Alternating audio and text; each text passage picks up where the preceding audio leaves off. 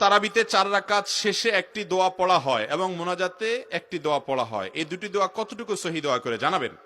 ভাইরা আমার, তারাবিহ যেটাকে আমরা বলি, এটা তারবিহাতুনের বহু বচন।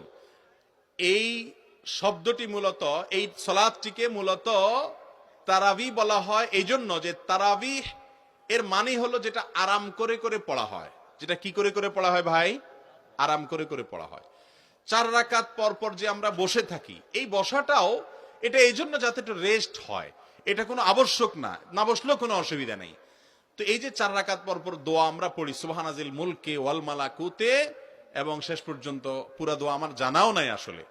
এই দোয়া কোনো হাদিসে বর্ণিত নাই। মুক্তাদি বেচারার তো কোনো ডিউটি নাই, তারাবিতে কোনো ডিউটি আছে? হাবেশ সাহেবরা তুফান মিল পড়ে যাচ্ছে, সে তো দাঁড়ায় রয়েছে পিছনে, কোনো কাজ আছে তার? পুরো নামাজ বলতে গেলে সে রেস্টই করতেছে, একরকম কোনো কাজ নাই, তো শুনতেছে শুধু, তাই না? মুখ দিয়ে ফেনা ছুটতেছে তো হাবেশ সাহেবের। মুক্তাদি সাহেবরা তো সব চুপচাপ।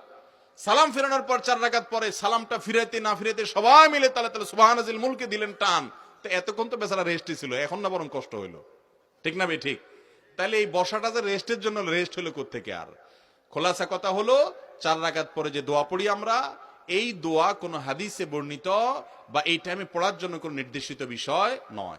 ইসলামে কোনো কিছু কোরআন হাদিস যদি না থাকে, নিজেরা যদি সেটাকে ইবাদত বানিয়ে নেই, কোরআন হাদিসের ফরম্যাটের মতো করে নেই, তাহলে সেটার কারণে সওয়াব না হয়ে বরং গুনাহ হওয়ার শঙ্কা আছে। এই জন্য সাবধান থাকতে হবে। 4 রাকাত পরে কোনো দোয়ার শিক্ষা ইসলাম দেয়নি আমাদেরকে, কোরআন হাদিস দেয়নি। আপনি কেন ওটা বানিয়ে পড়বেন? আমাদের অনেক যুবকরা আছে, যুবক তারাবি পড়ে না। কিরে বাবা, কেন তারাবি পড়তে যাস না? হুজুর এখন ওই যে তারাবির দোয়া মুখস্থ করতে পারিনি। আছে না নাই? অতএব এই সমস্ত ভুলভ্রান্তি থেকে আমাদেরকে বেরিয়ে আসতে হবে। আবার তারাবির এই 4 রাকাত পর পর যেরকম দোয়া আছে, একইভাবে ওই মুনাজাতের জন্য আবার একটা দোয়া, ইয়া মুজিরু ইয়া মুজিরু ইয়া মুজির সাথে শেষে দেয় আর কি। কোরআন হাদিস ঘেটে আমরা তো কোথাও পাই নাই যে হাফেজ সাহেবরা পড়েন, কোথাও পাইছেন একটু দেখাই দিলে আমরাও করতে পারি, নাই তো কোথাও। বুঝতে পারছেন কথা? তো এগুলো ইসলামের নামে কোনো কিছু যখন নিজেরা বানিয়ে নিব এবং ইবাদতের ফরম্যাট তৈরি করব, সেটা বিদআত হবে। মনে রাখবেন, টাকা না থাকলে এমনি চান দোকানদার চাইলে দিয়ে দিতে পারে, কিন্তু জাল টাকা দিলে মায়ের একটাও নিচে পড়বে না। আমল নাই, আল্লাহর কাছে বললেন আল্লাহ আমল বেশি করতে পারি না, যা পারছি, আল্লাহ চাইলে মাফ করে জান্নাত দিতেও পারেন।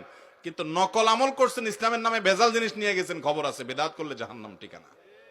অতএব আল্লাহ তাআলা আমাদেরকে বেদাত থেকে বেঁচে চলার তৌফিক দান করুন। আপনি বলবেন বাপ দাদা 14 গোষ্ঠী করে আসছে, এখন আবার নতুন নতুন কথা শুনি। আমি বলবো বাপ দাদা তো হাল চড়ছে, আপনি কেন বিদেশ গেছেন? দুনিয়াটা তো ভালো বুঝেন।